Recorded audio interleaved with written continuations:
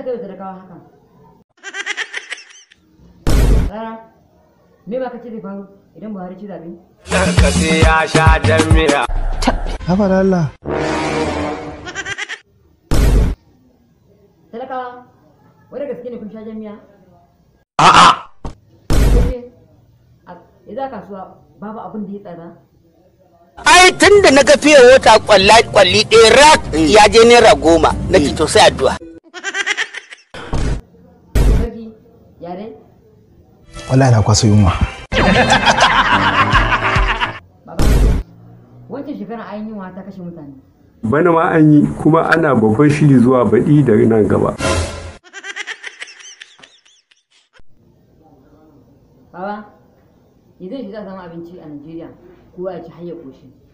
Wataƙila nan da shekara 30 kana Najeriya.